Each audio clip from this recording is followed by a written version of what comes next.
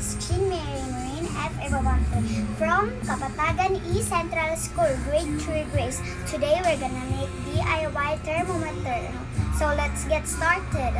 These are the things we need: alcohol, and food coloring, and clay, and a water bottle. And there's cold water and hot water.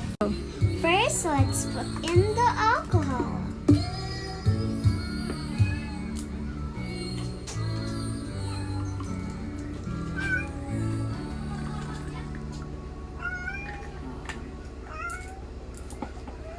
And the food coloring.